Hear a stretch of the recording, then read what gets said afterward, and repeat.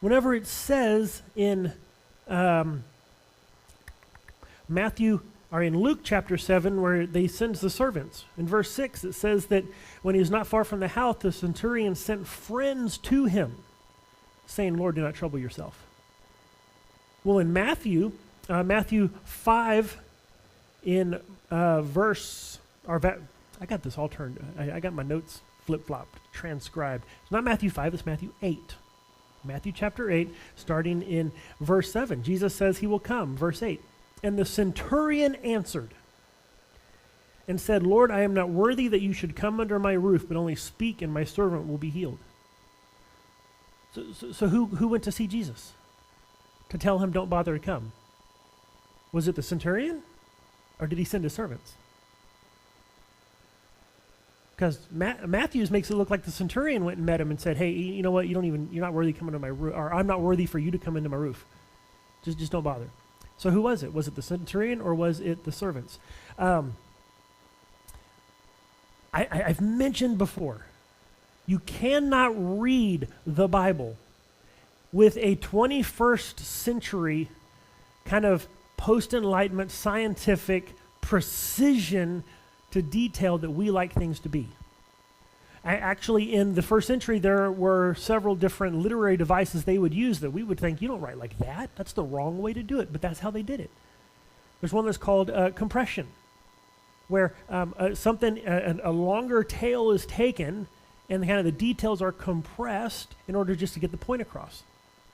And so we see there's a historian from that time period called Plutarch, and he actually wrote lots and lots of stuff. Well, just so happens, sometimes he wrote about the same events in multiple pieces. So we have in one place where he tells the story of a Roman official who's playing some political, games, little ploys that he has going on, and he has some other officials who are loyal to him introduce a measure into the Roman Senate. Well, but then in another account where the same historian telling the exact same story, he says this official introduced this measure into the Senate. So what was it? Did he do it himself or did he have someone else do it?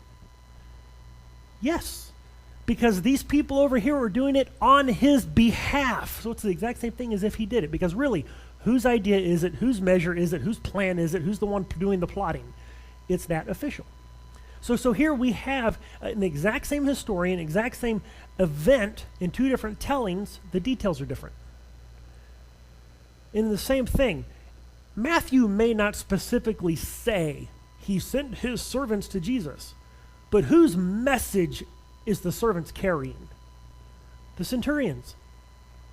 So he is the one saying to Jesus, don't bother coming, I'm not worthy for you to come in my house. Whether that message was him physically delivering it to Jesus himself or whether he sent it through servants, he is the one telling Jesus, I believe you can do it from where you are. You don't need to come.